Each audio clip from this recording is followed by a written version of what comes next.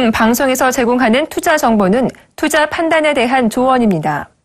방송에서 제공하는 주식의 가치, 가격 상승 및 가격 하락에 대해서는 방송사에서 보장하지 않습니다.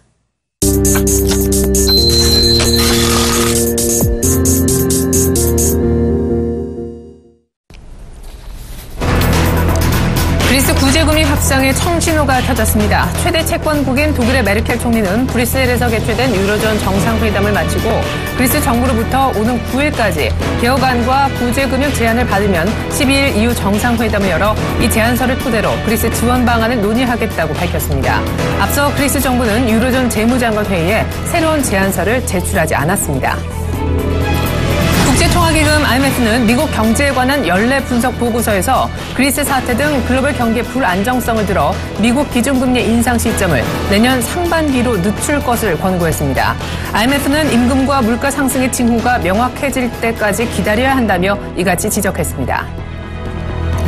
이란 핵협상 타결이 막판 진통을 겪으며 다시 며칠 미뤄졌습니다. 하프 미국 국무부 전략 커뮤니케이션 담당 고문 겸 대변인 대행은 협상에 좀 더 시간이 필요하다면서 오늘 10일까지 절충 작업이 이어질 수 있다고 언급했습니다. 이란 측 협상단 대변인도 새로운 시한은 없다고 밝혀 어떤 식으로든 타결을 보겠다는 양측의 의지가 강함을 피력했습니다. 러시아 외교장관은 이란에 부과된 제재 가운데 무기 금수가 핵심적 쟁점이 되고 있다고 언급했습니다. 미국의 무역 수지 적자 폭이 달러와 강세로 인해 확대됐습니다. 미국 상무부는 지난 5월 무역 수지가 419억 달러 적자를 나타냈다고 밝혔습니다. 이는 4월의 적자 폭이었던 407억 달러보다 소폭 증가한 겁니다. 그렇지만 시장의 전망치였던 427억 달러 적자보다는 선전했습니다. 지난 5월 수입은 전월 대비 0.1% 감소했고 수출은 전월 대비 0.8% 감소했습니다.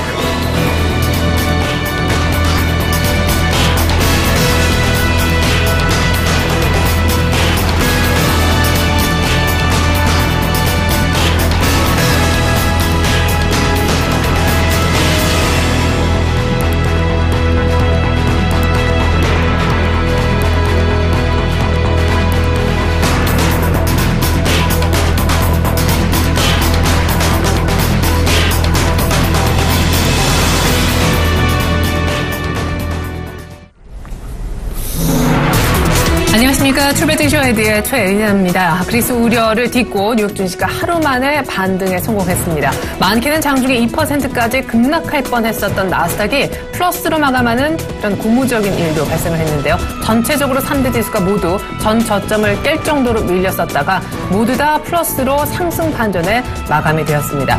일단 유가의 급락세가 조금 진정이 되는 것 같아요. 바로 하루 전이었죠. WTI 유가가 그리스 그리고 중국 또 이란 핵협상 세 가지 악재 속에 7% 넘게 배럴당 급락을 했었는데요. 간밤에는 추가적인 하락세가 나타나긴 했었지만 이 같은 하락세가 조금 진정됐다는 것에 에너지 관련주의 반발 매수세가 들어온 것이 뉴욕 증시 반등으로 이어지는 그런 모습입니다. 시장이 주목하고 있는 그리고 여러분들 궁금해하실 그리스 뉴스는요. 앞서 전해드린 바대로 그리스가 유로존 재무장관 회담에서는 빈손으로 와서 많이 시장을 실망시키긴 했는데 결과적으로 조금 최근에 나온 뉴스까지 흐름을 살펴본다면 메르켈 총리가 그리스의 지원 의사를 적극적으로 피력하고 있습니다. 그리스가 새로운 제안서를 유로존 재무장관 회담에서는 문서화해서 들고 오진 않았는데 9일까지 새로운 제안서를 만들어 오면 이를 토대로 EU 정상회담에서 구제금융 지원을 위한 논의를 한번 해보겠다. 이렇게 날짜를 못 박은 것입니다. 때문에 날짜는 12일이 최대 분수령이 되는 그런 모습인데요. 이런 뉴스까지는 듣지 못하고 끝이 났음에도 뉴욕 증시는 반등이 있었던 겁니다. 뉴욕 증시 마감가 챙겨봅니다. 네, 3대 지수 모두 많게는 0.56%까지 이렇게 급등하는 그런 모습이 보여졌습니다. 급등이란 말이 어울릴 정도로 장중의 저점은 상당히 낙폭이 꽤나 됐었기 때문입니다. 최근의 저점보다 훨씬 더 깊게 나락으로 빠지는 듯했던 뉴욕 증시 그렇지만 반등에 성공했습니다. 놓칠 수 없는 뉴스가 있었죠. IMF가 미국 측에 기준금리 인상 시점을 올해 말고 내년 상반기로 좀 미뤘으면 하는 권고를 또 한 번 했는데요. 네, 그리스 변수가 생겼으니까 글로벌리 경기가 좀 불안정하지 않느냐 라는 이유를 들었습니다. 이 같은 뉴스가 나온 것도 미국 증시를 반등시키기에 충분한 재료였던 것으로 보입니다. 계속해서 유럽 쪽 마감가 챙겨드립니다. 네, 그렇지만 유럽은 앞서 미국의 분위기가 조금 좋지 못할 때 미리 끝이 났기 때문에 하락폭이 여전히 조금 더 크게 나오고 있습니다. 이미 추세는 조금 아래쪽을 재차 안타깝지만 상하는 그런 상황에서 독일과 프랑스 증시가 2% 가까운 그런 급락을 또 한 번 보여서요. 유럽은 아깝지만 밑꼬리가 전혀 없이 계속 아래쪽으로 좀 흐르는 차트 모양이 이어지고 있네요. 영국이 조금 덜 빠진 정도가 되겠습니다. 시장의 이슈가 되고 있는 유가 한번 보실까요? 사실상 간밤이 이란 핵협상 데드라인이었었는데 이란 핵협상 마감 시간이 자꾸 늦춰지고 있죠. 오히려 이것이 좋은 신호다라고 시장은 보고 있는데요. 당초 6월 말이 데드라인이었었고 이것이 간밤까지 미뤄졌었다가 또 한 번 협상 시한이 바로 10일까지 늦춰진 겁니다. 그러니까 시한을 잡지 않고 어떤 식으로든 이란 핵협상의 타결을 이뤄내겠다는 것이 양측의 의지여서 시한은 조금 늦춰지겠지만 시간의 문제일 뿐 이란 핵협상은 된다라는 쪽으로 시장은 무게를 두고 있습니다. 때문에 공급 과잉 우려 속에 유가는 좀 흔들리고 있는데요. 어제 워낙 급락했기 때문에 오늘 추가적인 급락은 없었다라는 점 일단 중요한 포인트가 아닐까 싶습니다. 계속해서 환시장으로 가보시죠. 그리스 문제가 은근히 시장을 계속해서 압박하면서 끌고 있는 그런 가운데 유로 달러가 드디어 1.10이 붕괴됐습니다. 1.10이 붕괴되고 1.00이 온다면 이건 쉽게 얘기해서 달러와 유로와 가치가 똑같아진다는 얘기가 될 텐데요. 이른바 페러티 시대에 대한 전망이 최근에 유로와 약세 진행으로 인해서 또다시 전망이 대두가 되고 있습니다. 잠시 후에 3주째 최저치로 떨어진 유로화 전망도 한번 짚어보는 시간 있을 겁니다. 어제 아시아 증시에서 중국장이 또 좀 밀렸죠. 하지만 1% 정도 밀린 것은 시장의 큰 이슈가 아닌데요. 문제는 장중에 5%까지 폭락했었다가 또 조금 낙폭을 줄이면서 끝내는 등 변동성이 여전하다는 점이 되겠습니다. 일본 증시는 어제 반발 매수세가 유입되면서 소폭이지만 반등을 했습니다. 어제 우리 장이 정말 난리도 아니었었죠. 드디어 쏠림 현상이 완화되고 있습니다. 어떤 악재에도 오르고 또 오르고 올 들어 11배 정도 1100% 오르기도 했었던 한미사이언스가 가격 제한폭이 확대된 이후에 위쪽에서 30% 마이너스로 떨어지며 하한가로 치닫게 하루 만에 시총 3조를 날려버리는 그런 기현상도 벌어졌었는데요. 제약바이오주의 폭락으로 인해서 코스닥이 3% 이틀째 급락을 했습니다.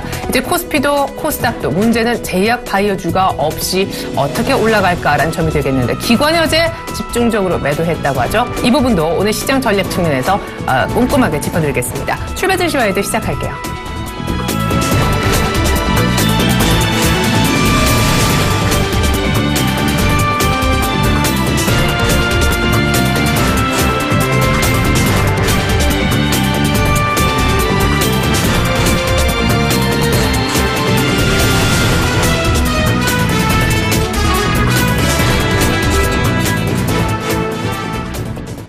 네, 먼저 그리스 이슈부터 짚어보겠습니다. 오늘도 역시 한국경제연구원 초빙연구위원이시자 건국대 특임교수를 맡고 계신 오정근 교수님과 얘기 나눠보겠습니다. 교수님 안녕하세요. 네, 안녕하세요. 네, 그리스가 새 구제금융 제한안을 갖고 오지 않은 채 유로그룹 회의에 참석했다라고 합니다. 약간 실망스러운 그런 분위기가 있긴 했었는데 최근 가장 업데이트된 뉴스 보니까 메르켈 총리가 적극적으로 지원할 의사를 보이고 있던데요. 그렇습니까? 지금 현재 저 생각으로는 메르켈 입장에서도 그리스의 그 여러 가지 행태가 받아들이기는 상당히 어렵긴 하지만은 독일과 프랑스가 지난 60년간 추구해온 것이 대유럽입니다. 대유럽, 그야말로 유럽 합중국이죠. 이걸 추구해왔기 때문에 이것을 아마 그리스에서 채찍을 들면서 결과적으로는 채찍을 들지만은 대유럽의 꿈을 깨지 않으려는 그런 방향으로 갈 것 같습니다. 그래서 이제 이거를 알고 있는 그리스 치프라스가 계속 도박을 하고 있는 그런 상황인데요. 그래서 아마 제 생각으로는 채찍을 들면서 당근을 주더라도 한꺼번에 주지 않고 이번에 이제 치프라스는 30% 탕감을 더 해달라 그런 얘기가 됐거든요. 지금 이제 국가 부채가 3,300억 유로니까 30%면 1,000억 유로인데 이미 벌써 2,400억 유로의 구제금융을 받고 있고 또 1,050억 유로를 탕감을 해줬어요. 근데 또 1,000억 유로 정도 탕감을 한다는 것은 제가 보기엔 조금 무리일 것 같고 해서 아마 일부 급한 부분을 탕감을 해주면서 계획이라는 게 뭐 결국은 연금 축소입니다. 지금 이제 다른 부분들은 거의 어느 정도 합의점을 찾아가고 있고요. 연금 축소와 공공부문 공기업 민영화 이런 것들인데 그런 것들을 도출해내지 않게 합의점을 도출해내지 않겠느냐. 그래서 이제 결과적으로 어제 오늘 새벽에 그에 대한 합의를 전혀 보지 못했기 때문에 9일까지 내일까지 다시 내라. 그래서 11일 토론을 하고 12일 이후 정상회담에 새로운 정상회담에서 최종 결론을 보겠다 얘기했기 때문에 아마도 그리스가 30% 탕감 요구와 그다음에 독일의 좀 당근을 주면서 강력한 연금 구조 개혁, 그다음에 공기업 민영화 이런 것들에 관해서 협상이 될 것으로 보여집니다. 네, 사실 그리스는 국민투표에서 의외로 반대표가 아주 압도적으로 나오는 바람에 유로존에서도 살아남고 지금 협상당과의 어떤 협상에 임하는 자세에 있어서도 상당히 당당한 그런 모습인데 때문에 은근히 말씀하신 대로 헤어컷, 그러니까 부채 탕감까지 같이 받아서 추가 과실을 얻으려 하는 그리스의 모습입니다.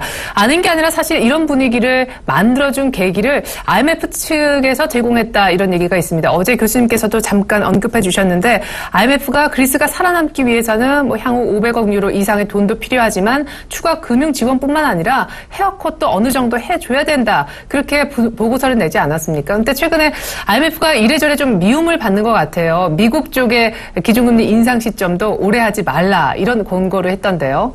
지금 IMF는 이제 그 총재가 프랑스 사람이잖아요.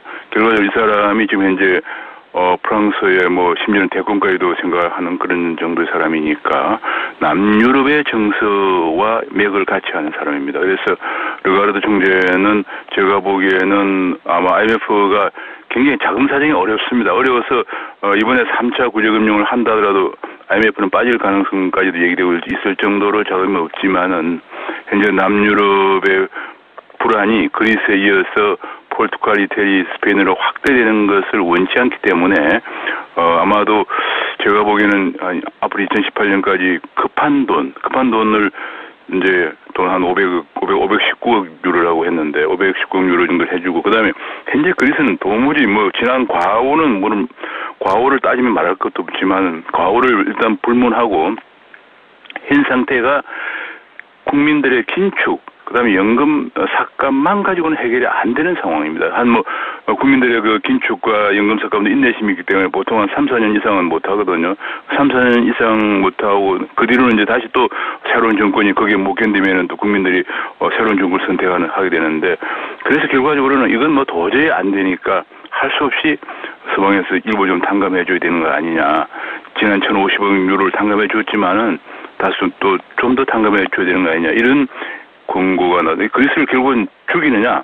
지금 완전히 그러면 이제 그야말로 좌파 정권, 공산 정권이죠. 쉽게 말하면 그런 극좌 정권으로 완전히 고립된 빈곤국으로 추락시킬 것이냐? 그건 아니다. 그리고 그건 정말 안 되니까 좀 할 수 없이 우리가 좀 구역을 조금 헤어컷하고 구역금융 좀 주자 이런 안이 나온 겁니다. 사실 앞서서 그리스가 3차 구제금융설 비슷한 걸 낼 때 그 내용을 보면은 ESM이라고 하는 유럽 안정화 기구에다가 한 2년 동안 채무 상환용 돈을 좀 빌려달라 이렇게 얘기하기도 했었었는데 간밤에 새로운 어떤 제안서를 문서화하진 않았지만 단기적으로 조금 임시 금융 지원을 요청하기도 해서 결국 유럽 중앙은행 ECB의 어떤 단기 유동성 지원이라고 하는 ELA 부분을 조금 한도를 늘려줬으면 하는 것 아니냐 하는 관측도 있습니다. 이런 가운데 그리스 문은 그러면 은행들은 언제쯤 열게 될까요? 12일이 분수령이라고 하셨는데요. 결과적으로 은행은 지금 돈이 없으면 문을 못 열고 있죠. 근데 은행도 지금 현재 그리스 사람들이 지금 현재 은행에 예금을 해서 또 운영되는 그런 상황이 아니고 유럽중앙은행에 긴급 자금을 받아서 운영되는 이런 상황까지 가 있기 때문에 현재 유럽중앙은행의 긴급 유동성 지원기금이 지금까지 878억 유로가 지원되었었는데 이걸 조금 더 주지 않으면은 그야말로 제가 보기에는 2, 3일도 더 버티지 못하는 그럼 국민들이 하루에 60유로, 7만 5천 원 이 정도 찾아가지고 생활을 하는 상황이니까 그러면 국민들이 일주일도 견디지 못하는 상황이거든요. 지금 이제 20만 명의 그리스 국민들이 미국으로 탈출했다는 얘기도 나오고 있습니다. 그런 상황이기 때문에 왜냐하면 병원이 일단 문을 닫았고 약국이 문을 닫았고 학교가 지금 정상 운영이 안 되고 이런 상황이니까 제가 보기에는 이런 상황을 인도적 차원에서도 그냥 둘 수가 없어서 아마도 유럽중앙은행 세 가지입니다. 하나는 유럽중앙은행이 긴급 유동성을 좀 지원을 좀 더 해주는 거. 저는 이건 좀 가능하다고 생각을 하고 있어요. 그 다음에 이제 헤어컷을 얼마 할 것이냐. 30% 가지고 제가 보기엔 그렇게는 안 될 것 같고, 10%, 15% 정도 될 것으로 전망돼요. 그 다음에, 구제금융을, 3차 구제금융을 얼마 줄 것이냐.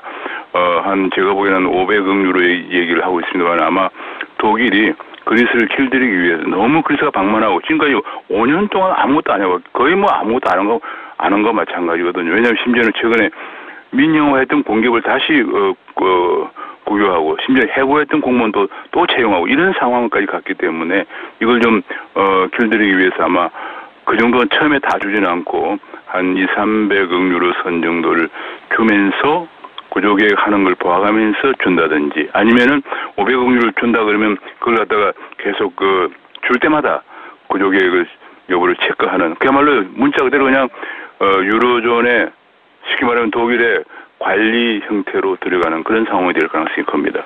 네, 그리스 문제가 12일 또 최대 분수령으로 협상 데드라인이 잡힌 가운데 일단 인도적 차원에서 임시적으로 유럽중앙은행이 돈을 좀 지원을 할 거고 헤어컷, 부채 탕감을 얼마나 해주느냐 그리고 3차 구제금융분을 얼마나 주느냐 결국 이 두 가지 부분의 조율이 최대 관건이 될 것 같다. 그렇게 얘기해 주셨어요. 이런 그리스 사태 분위기 속에서 유로화가 추락해 또 페르테 시대가 오는 거 아니냐 전망을 더 강하게 힘을 실어주고 있는데요. 간밤에 유로 달러가 1.10은 일단 드디어 깨어졌습니다. 13년 만에 유로화 가치가 달러화 가치보다 더 떨어질 수 있다고 골드만삭스는 전망하고 있고 시티그룹은 유로화가 더 약세를 보일 거니까 유로화 팔아버려라 이렇게까지 주문을 내고 있다고 하는데 전망 어떻게 보고 계세요? 그렇습니다. 지금 현재 유로화가 유로 가치가 반등할 전망은 어디에도 찾기 힘든 상황입니다. 미국은 금리 인상까지 생각하니까 달러 강세가 기정사실화 되어 있는 속에서 그리스 사태가 터져서 이것이 유로존으로 전염이 될 경우에 조금 이제 지난 3월에 미국식 QE 이후에 좀 반등 기미를 보이고 있는 그 유로존 경기가 다시 침체할 가능성이 커지고 있기 때문에 제가 보기에는 아마 조만간에 1대1 페리티까지 갈 가능성이 크다. 그렇게 되면 이제 당연히 그 유로화를 갖고 있는 것은 손해이기 때문에 유로화를 팔고 달러화에 투자하는 것이 국제 투자 은행의 입장에서는 당연히 해야 할 수순으로 생각을 하고 있습니다. 네.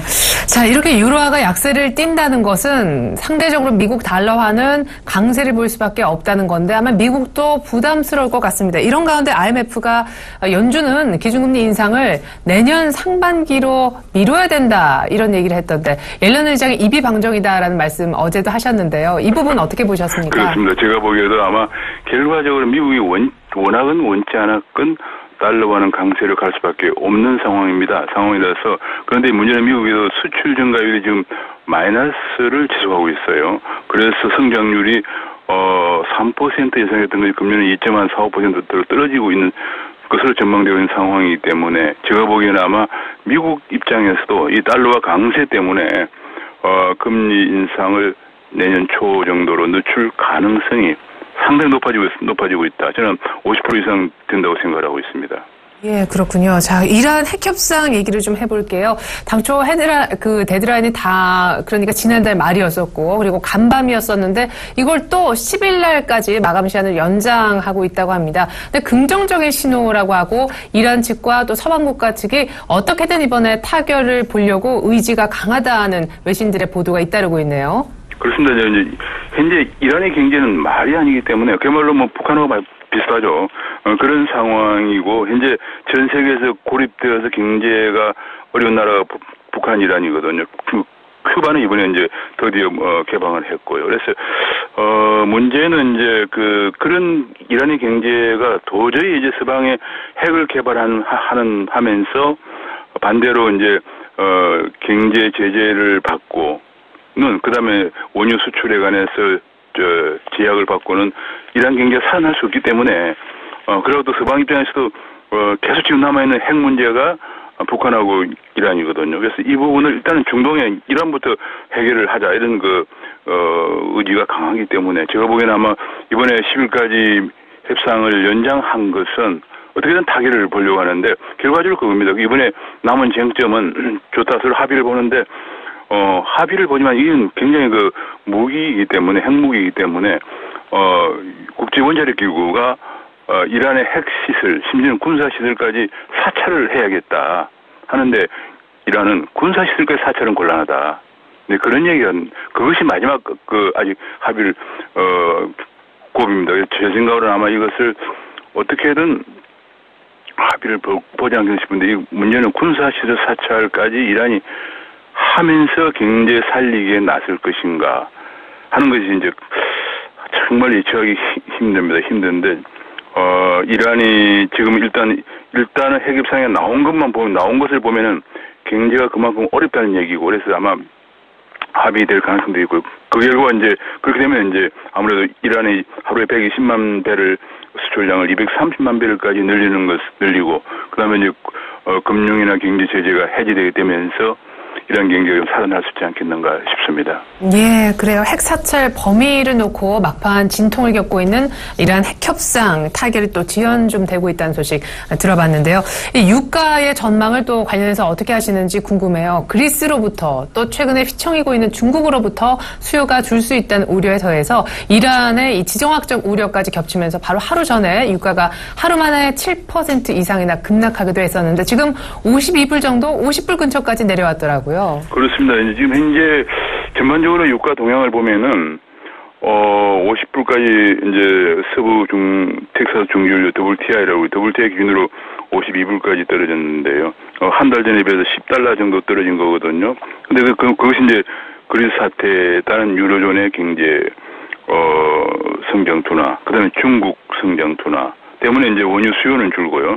반면에 이제 공급량은 이란 핵 해제 때문에 이란의 공급량이 2배로 늘고, 그 다음에 미국의 세일 공급, 원유 공급량도, 그동안에 조금 주춤했었는데, 이제 거의, 생산성이 낮은 원유 채굴 공이 이제 구조조정이 되면서 다시 이제 증가하고 있는, 수요는 줄면서 공급이 증가하고 있고요. 또 한 가지는 바로 달러가 강세가 되기 때문에 석유 시장에 있는, 투자 자금들이 달러 시장으로 옮겨가면서 석유 시장의 약세를 보이게 되죠. 그래서 제가 보기에는 이것 때문에 아마도 현재 이런 것들이 해결될 전망이 단기간에 없거든요. 중국도 지금 단기간에 회복이 안 될 거고, 유로존도 그렇고, 원유 공급량은 이제 늘어날 거고 해서 제가 보기에는 아마 금년 하반기 중에는 50불대, 초반인데 50불대가 깨질 가능성도 크지 않을까 생각하고 있습니다. 네, 유가는 상승 요인이 별로 없다. 50불 지지도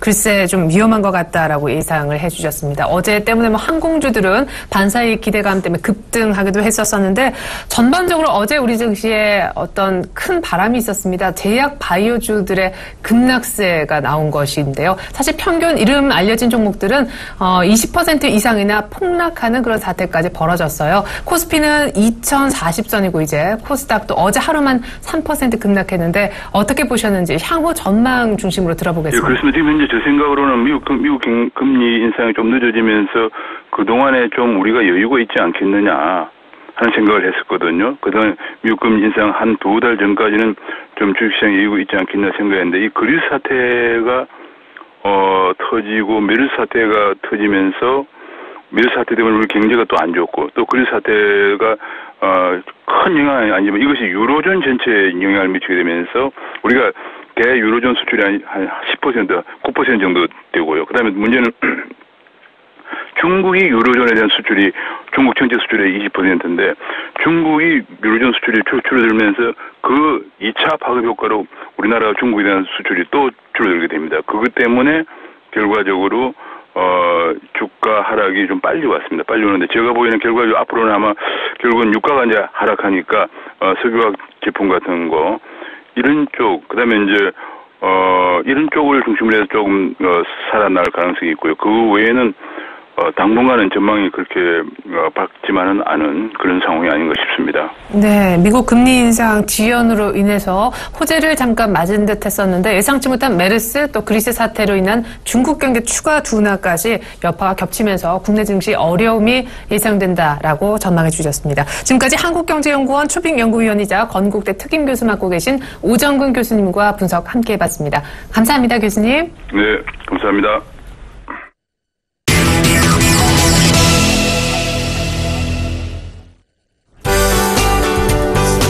안녕하십니까.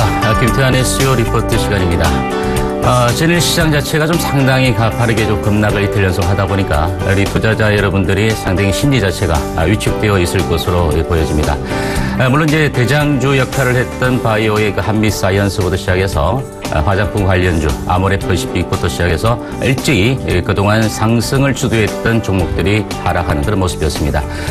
그동안 물론 이제 제약 바이오주들의 성장성 자체에 대해서 이견을 다시는 분들은 없었으리라 이렇게 판단이 되고, 제가 이번 주 월요일도 탑5 시간을 통해서 말씀을 드린 것처럼 고점을 향해서 달려가고 있는 종목임에도 업종임에도 불구하고 이와 같은 종목보다는 중소형 실적주 위주의 우리가 좀 편안하게 저점에서 오히려 매수에 가담해서 수익을 볼 수 있는 그런 전략까지도 말씀을 드렸습니다. 다만 지수 자체는 오늘 기술적인 반등 구간 정도는 좀 유입되지 않겠는가 조심스럽게 일단 예상을 해보는데요. 중요한 것은 제약 바이오주를 중심으로 해서 그동안 시장을 주도했던 업종들에 대해서는 우리가 좀 반발 매수가 유입이 된다 할지라도 다소 단기적으로는 좀 조심을 하는 그런 접근 전략을 좀 세워주셨으면 어떻겠는가 이렇게 말씀을 드리면서 오늘 수요일 리포트 시작을 하겠습니다. 지난주 수요일 날 말씀을 드렸던 바텍에 대해서 간략하게 좀 말씀을 드리겠습니다. 바텍이 주가 자체가 32,200원의 역사적인 그 신고가를 형성하고 난 이후에 이번 주 지수 조정과 더불어서 동반적인 조정을 받았습니다. 그러나 바텍 같은 경우는 일시적으로 우리가 단기적인 측면에서 이익을 실현하신 분도 계실지 모르겠습니다. 물론 아직까지 손절가를 터치하지 않았던 그런 측면이기 때문에 중기적 관점적인 그 측면에서는 여전히 보유 전략을 좀 세워가시는 측면은 아직도 유효하다 이렇게 말씀을 드리면서 너무 단기적인 시장에 우리가 좀 휘둘리지 말고 중기적으로 끌고 갈 수 있는 종목 같은 경우는 일부 우리가 현금화 병행 전략 같은 경우는 세워도 좋지만 추세의 흐름에 너무 일희일비하는 전략 자체는 바람직하지 못하다 이렇게 말씀을 드리면서 바텍의 손절가 라인은 우리가 그대로 좀 유지를 해주면서 보유 전략을 계속적으로 좀 세워가시는 것도 나빠 보이지 않는다 이렇게 말씀을 드리겠습니다. 자, 오늘 시간은 업황 분석을 통해서 여러분들에게 시장에 관심을 받고 있는 철강주에 대해서 좀 말씀을 드리고자 오늘 철강 업황 분석에 대해서 말씀을 드리겠습니다. 물론 이제 철강주 하면은 여러분들이 이제 쉽게 생각해서 포스코, 붙어서 현대제철 이와 같은 대장주들의 종목들에 대해서 지수적인 하락 국면을 보이고 있다 보니까 이 종목들 위에 과연 철강주들의 업황이 개선될 것인가 이런 의문점을 갖고 계신 분도 많이 계시지만 최근 제약 바이오주들의 흐름과 별개로 철강 업종 내에서도 꾸준하게 상승 흐름을 보였던 종목들이 많이 있습니다. 고려아연부터 시작해서 세아베스틸, 최근에 추세의 상승을 보이고 있는 한국철강이나 대한제강 이런 종목들 같은 경우도 시장에 관심을 좀 끌고 있는 것이 사실인데요. 자, 일단 그 글로벌 철강 수요는 아직은 시기상조다라고 말씀을 드릴 수 있겠죠. 물론 이제 중국 건설 경기가 아직은 위축이 되고 있습니다. 최근 들어서 계속적으로 금리를 인하하면서 강력한 경기 부양 의지를 드러내고 있지만 전 세계 철강 수요의 한 46%를 차지하고 있는 중국의 경기의 위축 같은 경우는 아직까지 2010년 정도까지도 이어지면서 철강의 수요가 감소되지 않겠는가 이렇게 보여지는데, 물론 중국 이외의 지역에서는 이제 신흥 강국이죠. 인도라든지 또 유럽 같은 경우는 한 7%에서 2.4% 정도 증가가 일단 예상이 되는 것은 그나마 좀 위안이 아니겠는가 이렇게 보여집니다.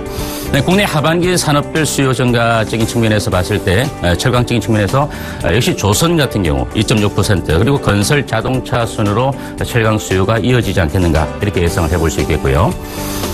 이 그림은 국내 조강 생산 및 철강 수요의 추이를 보여주는 그림인데요.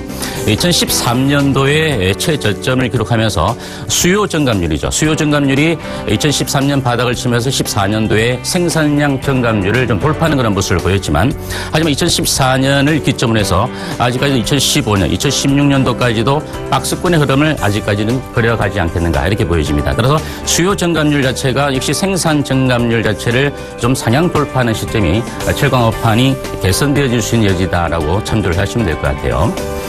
자, 이 그림은 이제 2013년도부터 2020년도까지 연평균 성장률을 좀 보여주고 있는데, 역시 왼쪽 편에 있는 그림을 보면 건설 업황, 건설 업종에 대한 차지하는 비중이 상당히 더 많고요. 하지만 자동차가 2%까지 조금씩 점진적으로 2020년도까지 증가세를 보이면서 2%의 성장률을 보여주지 않겠는가와 같은 예측들이 나오고 있습니다.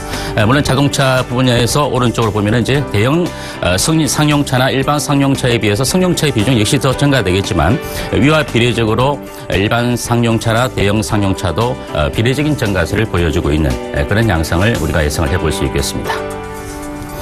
자, 그러면 일단 철강 업황 자체가 상당히 좋지 못한 건 사실인데요.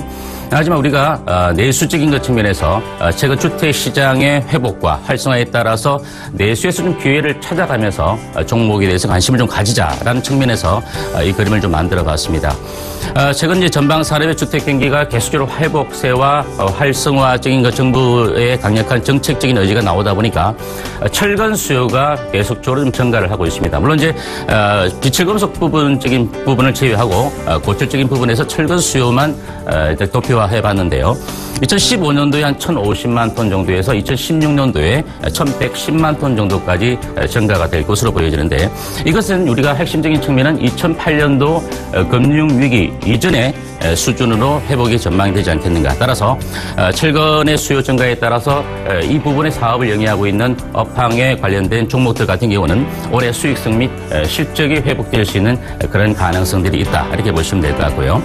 국내 7대 제강사의 철근 재고가 상당히 최근 감소하고 있습니다. 물론 메이저급 4대 제강사 같은 경우는 현대제철, 동국제강, 한국제강, 대한제강 이렇게 4대 제강사를 우리가 볼 수 있겠는데 1월 달에 55만 톤 정도의 철근 재고 수요가 5월 기준으로 봤을 때 30만 톤, 최근 들어서는 30만 톤 이하로 조금 더 떨어지지 않겠는가 이런 얘기들도 나오고 있는데요. 따라서 철근의 어떤 그 실질적인 그 재고가 감소가 되다 보니까 아무래도 추가적인 그 회사별로 수익성이 좀 좋아지지 않겠는가 이런 얘기들이 나오고 있습니다. 물론 2016년도까지 철근 수요는 8%의 성장성을 보여주지 않겠는가 이렇게 보고 있고요.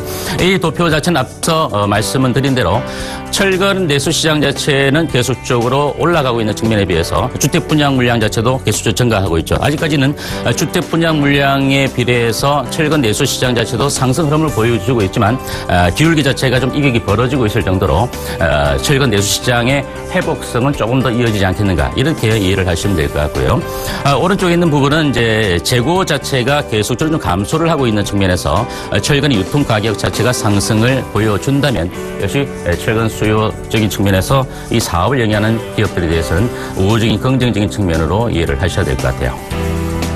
자, 다음은 이제 그 실적 저조의 한계를 벗어나 역시 수익성을 회복한다는 얘기가 되겠는데 다음 그림이죠. 잠시만요. 자, 이 얘기는 이제 우리가 생산 능력 대비 수요가 70% 이하에 불과하다라는 얘기인데요.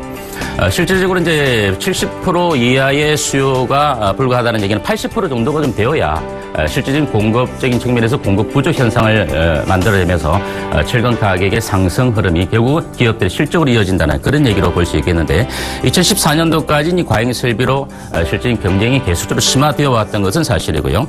그리고 이제 전력 요금 인상으로 원가율 자체도 상승되었던 이런 측면들이 결국은 실적 자체의 철근 업황의 흐름이 좋지 못했다. 그런 측면으로 볼 수 있겠는데 최근 들어서 수익성이 회복이 되면서 즉시 철근 수요가 증가가 되고 있고 이에 따른 공급 부족 현상 그리고 유가 안정으로 에너지의 가격 인하 등이 결국은 수익성으로 직결되지 않겠는가 이렇게 보여줄 수 있겠습니다. 따라서 7월 달 들어서 칠수요의 추가 가격 협상이 이제 이루어질 텐데요. 이 부분은 이제 뒤에 그림을 보면서 설명을 좀 드리겠습니다. 자, 일단 그 내수 시장의 트렌드가 좀 변화되고 있다. 예전에 이제 경기 자체가 침체 국면을 보여주었을 때는 역시 이제 공급자 위주의 시장에서 상당히 철강 업황이 좋았는데요. 2008년도 금융위기부터 시작해서 이제 구매자 위주의 시장으로 바뀌면서 공급이 과잉된 그런 양상들을 보이면서 실질적으로 좀 업황이 좋지 못했던 그런 측면인데 이제 15년 들어서 앞서 설명해드린 대로 철근 수요가 증가가 되면서 이제 업황의 개선의 기미가 보이다 보니까 이제 공급자 구매자 위주의 시장에서 아무래도 공급자 위주의 시장으로 다시 한번 트렌드가 변화되지 않겠는가 이런 측면으로 도표를 만들어 봤고요. 그리고 이제 오른쪽에 있는 것이 역시 이제 철강사의 7대 제강사의 그 재고가 계속적으로 줄고 있음에도 불구하고 내수출하는 증가가 되고 있다. 이런 측면에서 우리가 키포인트를 좀 맞춰 보셔야 될 것 같습니다. 자, 그만큼 이제 우리 결론적으로 말씀을 드리면, 지금 이제 포스코 같은 경우가 거의 43년 만에 8억 톤의 어떤 출하를 이끌었다. 이런 얘기들이 나오는데요. 물론 이런 얘기 자체는 이제 중동발 플랜트 시장이 호황을 보였고, 또 전 세계적으로 우리가 자동차 메이커의 어떤 그 메이커의 어떤 자동차 업황이 종목들이 나타났었고, 그죠? 현대차 같은 경우죠.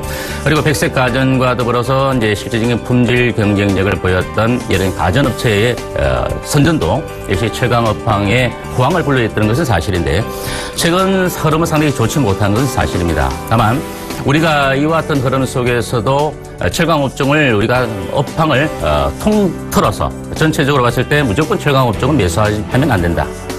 관심을 두기에는 좀 이르다. 이런 측면보다도 단기적인 관심주로서 우리가 한국철강, 그리고 대한제강, 그리고 중소형 철강주 가운데 영흥철강, 이런 종목들 같은 경우는 별표를 좀 3개를 쳐드렸습니다. 단기적으로는 좀 흐름 자체가 좋을 것이다라고 보여지기 때문에 단기적인 관심주를 좀 지켜봐 주시고, 별표 2개를 쳐드렸던 세아 베스틸 같은 경우는 물론 단기적인 관심주라기보다는 좀 중기적 관심적인 측면에서 여러분들이 좀 신경을 좀 써보시는 그런 종목으로 메모를 좀 해두시면 될 것 같고요.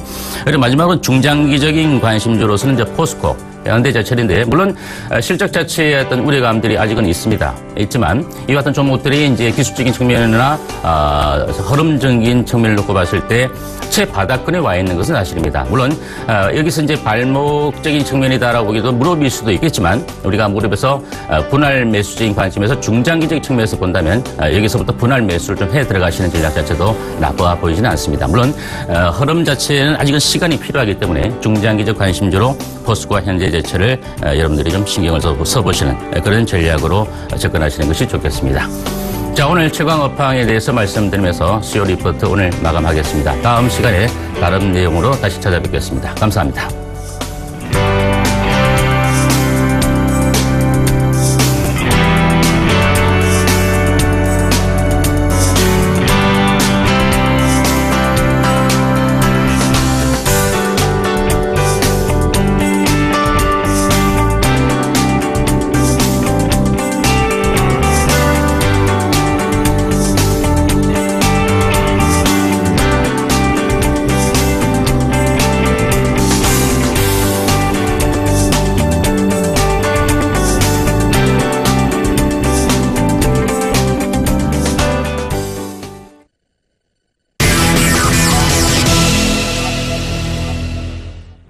네, 그리스 우려에 미국은 별로 안 빠졌고 하루 만에 달도 반등했지만 우리는 연타로 그 여파가 이어지고 있습니다. 이 와중에 제약 바이오주가 어제 폭락했었는데 오늘 또 설마 그런 흐름이 이어질까요? 필요한 전략 세워보겠습니다. 오늘은 아데나 투자자문 신승윤 대표님의 의견 들어보겠습니다. 대표님 안녕하세요. 네, 안녕하십니까. 네, 언젠가 이런 날이 오긴 올 줄 아셨을 것 같아요.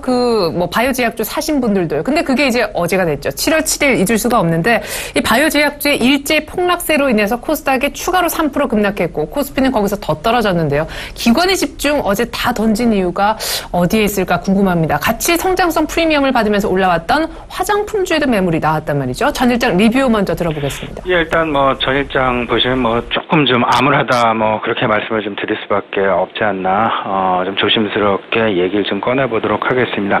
가장 중요한 건 두 가지였다라는 그런 생각입니다. 그리스에 대한 우려감보다는 오히려 중국발 어떤 그 변동성 확대 부분이 우리 시장의 투자 심리를 위축시키고 흔들어 놨다라는 그런 부분들.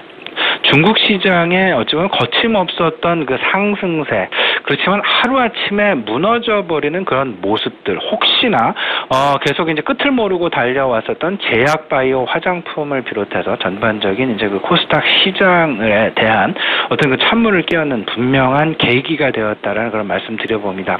하지만 두 가지 지금 코스닥 시장에 대한 긍정적인 얘기 좀 드려보죠. 첫 번째는 일단 계속되는 중소형주에 대한 펀드가 계속해서 신설되고 있다는 펀드의 유입 자체는 중소형주로 계속해서 쏠려가고 있다라는 부분들. 다시 말씀을 드리면 수급 상황은 양호한 상황은 지속될 것이다라는 그런 부분들 좀 말씀드릴 만하지 않나라는 생각이 들고요. 그다음에 두 번째 같은 경우는 일단 그 로스컷 상황까지는 분명히 들어가지는 않았다라는 것. 그 나쁜 것이 나쁜 것을 계속 불러일으키는 악순환 구조로 들어가게 되는 것이 결국은 로스컷에 대한 우려감이 될 텐데요. 그동안 제약주나 뭐 바이오주 그리고 전반적인 이제 그 코스닥 시장에 대한 부분들 로스컷 상황까지 도달하기에는 아직 그 상당 부분 버퍼가 남아 있다라는 부분들. 과거 같은 경우 로스컷으로 인해서 악화가 양화가 악화를 구축하는 어떤 그 악화의 계속 순환 반복 고리가 형성되는 그런 부분이 생겼는데 지금 현재 상황 아직까지 그 순환 고리까지 진입한 부분은 분명히 아니다라는 것 말씀을 좀 드려보겠습니다. 하지만 뭐 다시 반등한다라는 말씀도 확실하게 드릴 수 없음을 다시 한번 말씀을 좀 드려보고요. 며칠 전에 그리고 계속돼서 그런 말씀을 드렸죠. 바이오 제약, 특히나 바이오 제약 같은 경우에는 이미 매도 추천의 관점은 이미 그 영역은 넘어섰다라는 말씀을 좀 드린 바가 있었습니다. 이미 제약과 바이오는 트레이딩 관점의 대응만이 지금 현재 가장 유효한 전략일 것이다라는 그런 말씀 드렸고요. 오늘 역시 제약 바이오 마찬가지 관점이 아닐까 좀 말씀을 좀 드려보겠습니다. 일단 어제 같은 경우 코스피 시장 0.6% 하락이 있었고 코스닥 시장 3%의 하락 나타났습니다. 이 부분은 이제 그 뭐 종가 기준으로 되겠고요. 물론 장중에는 상당 부분 더 심각하게 하락하는 그런 모습 보였었죠. 시장 그리스의 불안감이 지속됐다고는 하지만 그래도 시장의 불안감을 더욱더 증폭시켰던 가장 큰 것은 하방을 모르고 지속적인 하락을 반복하고 있는 중국 증시에 대한 부담감이었다라는 것.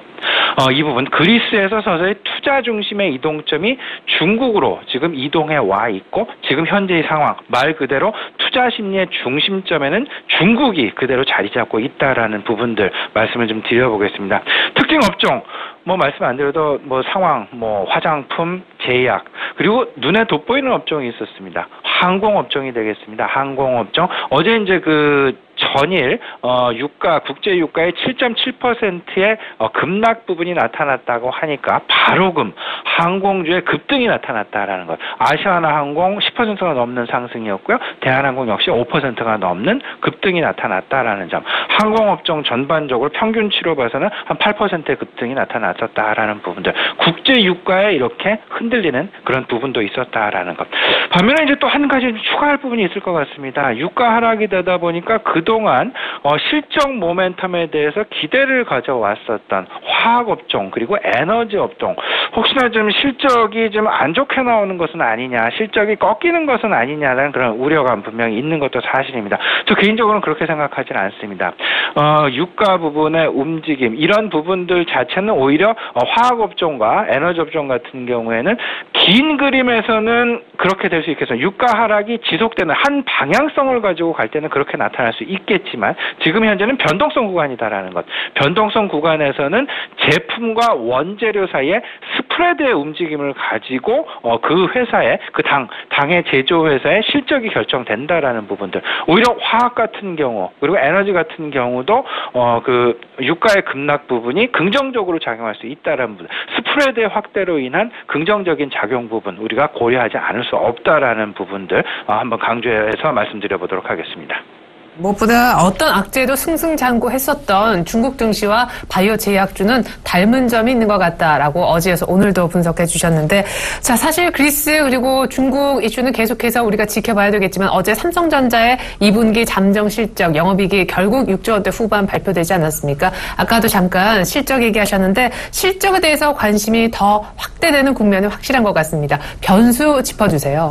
예, 일단 시장 변수 이렇게 봐야 되겠죠. 투자 중심점의 이동 경로가 과연 어떤 모습을 보일 것이냐. 이제 그리스로부터 이제 시작을 했다고 하면요. 이제 점차 중국으로 이제 이동을 해왔을 것이고요. 그 중국에서 이제 점차 2분기 실적으로 움직일 가능성이 매우 크다라는 것.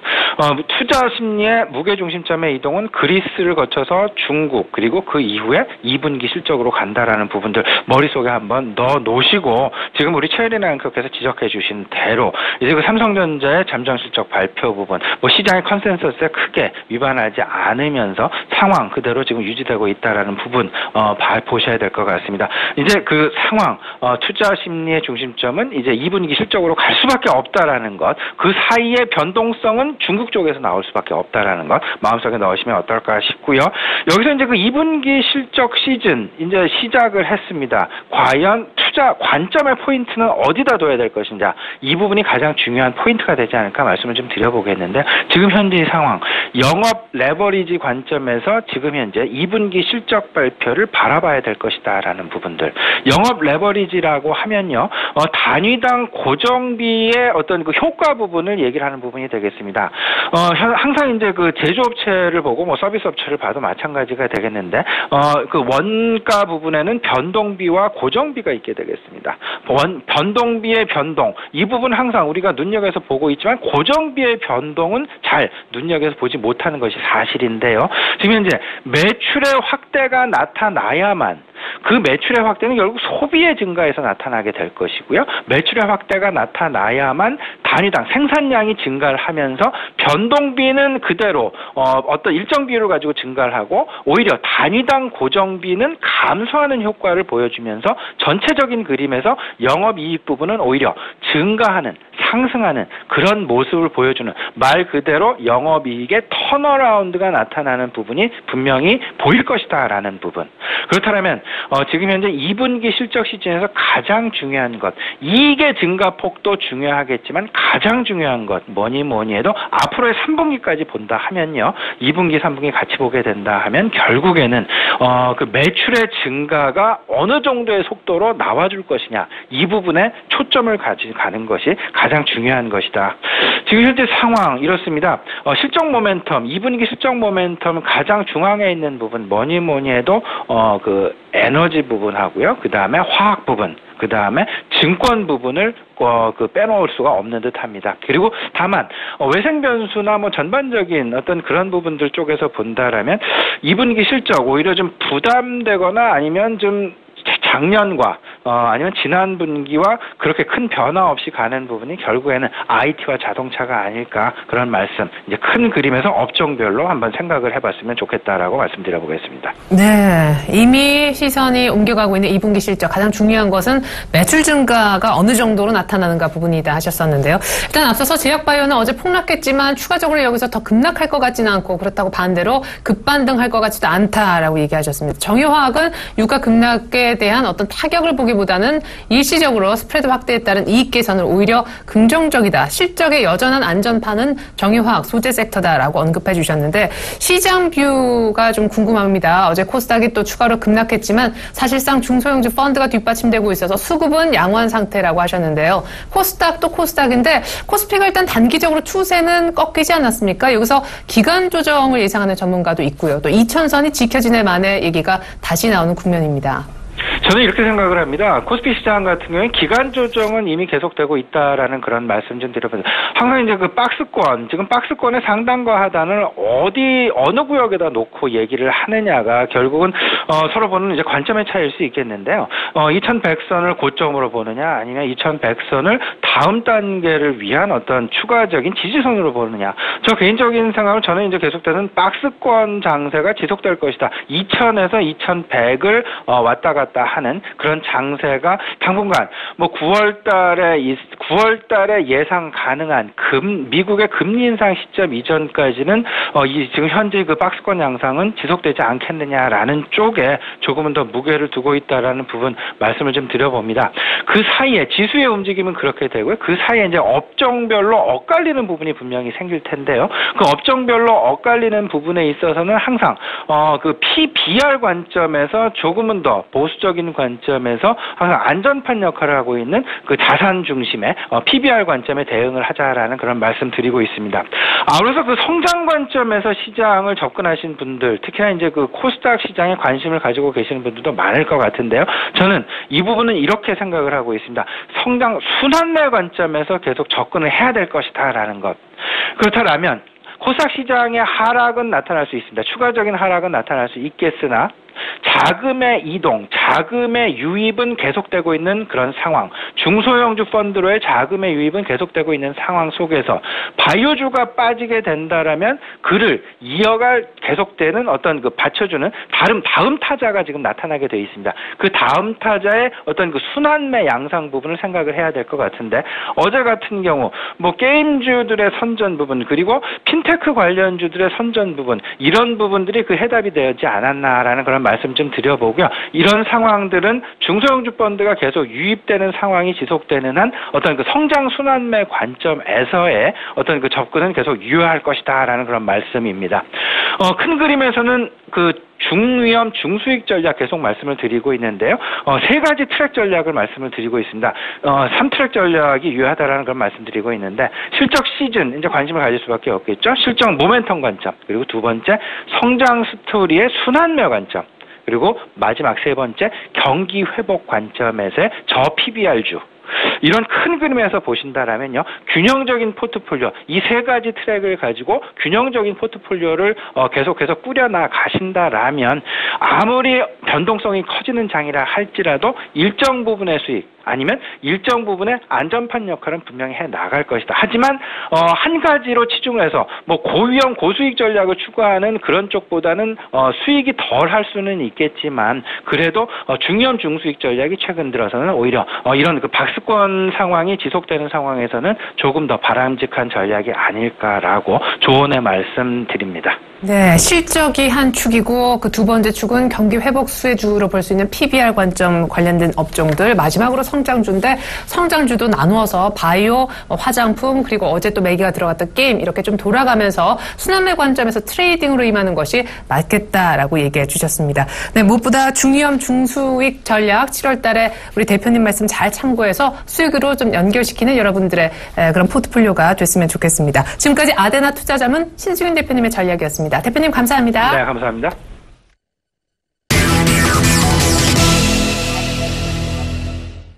이두코멘토의 상한가 팩토리 시즌2 들어가겠습니다. 여의도로 나가볼게요. 샘플러스 이두코멘토님 안녕하세요. 반갑습니다. 와, 진짜 기다렸는데 사실은 어떤 측면에서요. 이 제약 바이오주에 돈이 몰린 이 쏠림이 언제쯤 완화돼서 다른 구역, 다른 섹터로 순환매가 일어날 것인가. 일단 어제 크게 한번 돈이 빠져나온 것 같더라고요. 막 기본 한 20%씩은 알려진 종목들 폭락하는 모습이 나왔는데, 당초 이번 주 초반 월화쯤에 그런 모습이 고점을 찍고 나올 것이다 했는데 바로 어제 출연을 했습니다. 근데 이 와중에도 NH엔터테인먼트가 드디어 급등을 한번 했습니다. 축하드리겠고요. 그리고 사실은 SM도 궁금해요. 이제 소멸시대 신곡 나왔는데 SM 얘기도 좀 들어보고 싶고, 시장은 말씀하신 대로 박스권으로 접어들면서 2040선까지. 근데 121선은 말씀대로 일단은 지지했습니다. 궁금한 게 많은데 제일 궁금한 거는 제약 바이오주 미래, 그리고 시장. 네, 일단 오늘 같은 경우, 상당히 좀 중요한 그런 구간에 들어왔다라고 좀 볼 수가 있겠죠. 이번 주 이제 하락적인 부분들 강조드릴 때 지수 전저점까지의 하락적인 부분들 1차적으로 좀 열어놓자라고 좀 말씀드리면서, 1차적인 지지, 일단은 121선을 기준으로 해서 2040포인트에 대한 지지 라인에 대한 부분들, 상당히 좀 중요하다라고 좀 말씀드렸는데, 자, 일단 종가는 어제 같은 경우 121선을 안착하면서 마감하는 그런 모습이었습니다. 어제 종가가 딱 맞춰서 2040포인트까지 내려온 그런 상황들.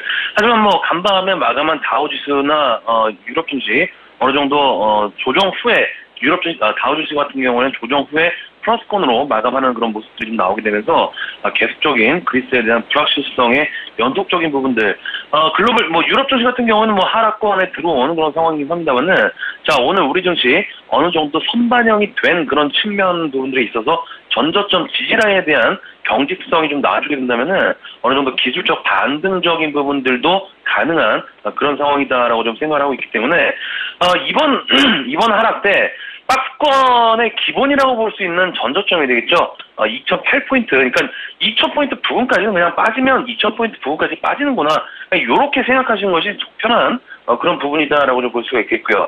자, 그래도 어제도 이제 말씀드렸지만은 1차적인 지지라인 121선을 중심으로 한 지지라인 형성되는지 오늘 같은 경우 확인하시면서 매수로 대응하시는 전략도 좋지만은, 아마 제가 봤을 적에는 물리신 분들이 더욱더 많다는 그런 생각을 좀 하고 있기 때문에, 이번에 기술적 반등이 좀 나온다라고 했을 때 대응을 적극적으로 하셔야 되는 그런 부분들이 아닌가 이렇게 좀 생각을 하고 있습니다. 자, 결국에는 이제 대형주들도 그렇지만 이제 코스닥이 좀 문제인 것 같습니다. 이번에 제가 이제 코스닥을 계속적으로 언급을 드릴 때, 월화 정도의 제약바이오 섹터들 상승 클라이막스가 좀 나올 수 있다라고 강조드렸던 부분들, 기억을 좀 하실 겁니다. 그래서 이제 뭐 제 주변 분들이나 뭐 종목 스캅스를 통해서 종목 상담해드리고 있는 부분들, 분명히 이제 월화에 제약바이오 클라이막스가 좀 나올 수 있기 때문에 상승 시 매도 관점으로 지속적으로 언급을 드렸던 그런 부분인데, 보니까는 제가 쭉 보니까는 전 증권사 방송 통틀어서 제 앞에 지금, 신승현 대표님 시용하시는 분하고 저하고 월요일에 제약바이오 고점 논란에 대해서 같이 매도 사인해드린 것 같아요. 그 외에 증권방송을 보면은 상당히 엉터리식의 방법으로 이야기를 좀 하는 것 같아서 이번에 제약바이오 섹터들, 우리 상한가 팩토리를 시청하신 분들께서는 상당히 안도의 한숨을 쉬시고 계시는 분들이 좀 많지 않을까, 이렇게 좀 볼 수가 있겠습니다. 자, 그래서 제약바이오주들 일단 오늘 같은 경우 상당히 전쟁터 양상이 좀 나올 것 같습니다.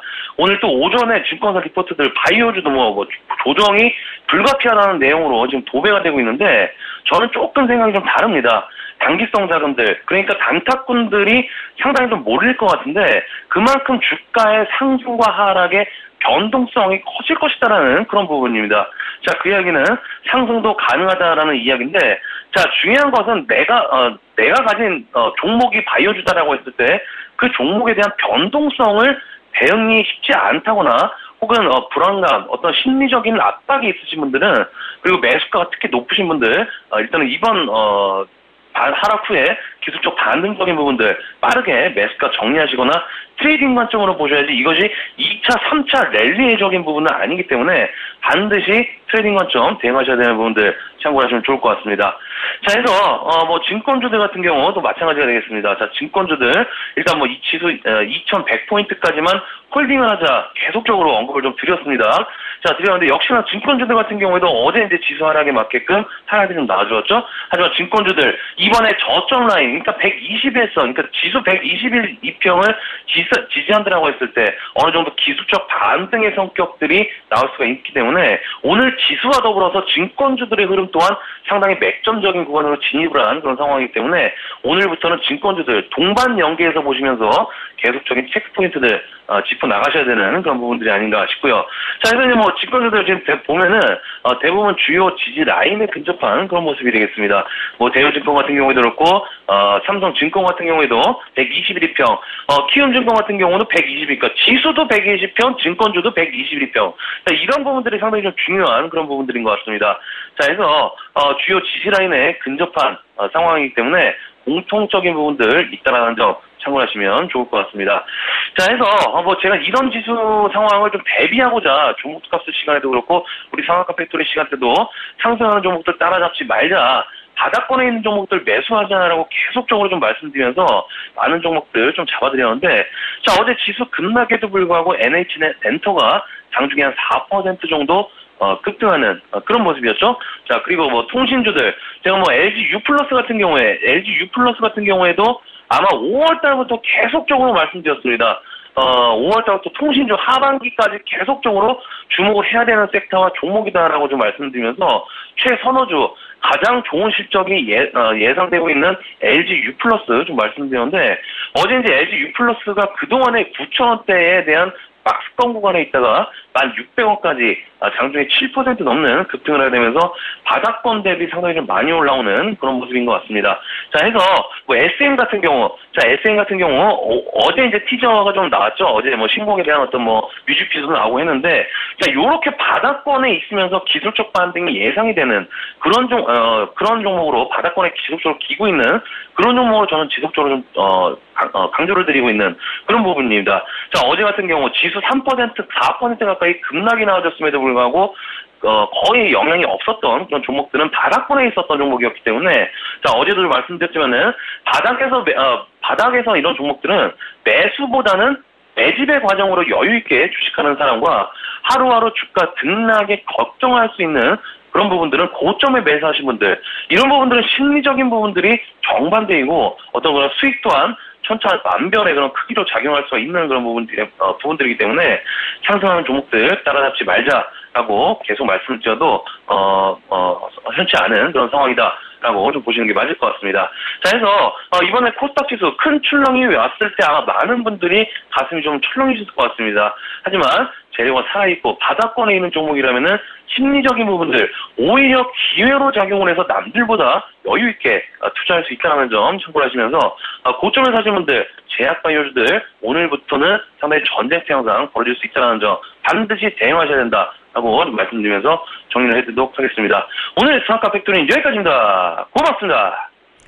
네, 제약바이오주 급락에 소위 손실이 커지셨다면 아마 단타 매매하려고 들어오는 사람들이 있어서 반등이 좀 나올 수 있는데 반등 시 좀 빠져나오는 쪽으로 얘기를 해주셨습니다. 그리고 시장은 오늘 기술적으로 반등할 포인트에 맞다라 하시면서 증권주들 맥점일 수 있으니 역시 같이 연동해서 보자라고 하셨고요. NH엔터, SM 그리고 앞서 얘기해 주셨던 통신주 가운데 LG, U+, 등 바닥주들 매집 계속해서 이어가자라고 전략 다시 한번 강조해 주셨습니다. 지금까지 샘플러스 이두 코멘토의 의견 들어보셨고요. 전 잠시 후 시가 들고 출발 증시와이드 2부로 다시 오도록 하겠습니다. 고맙습니다.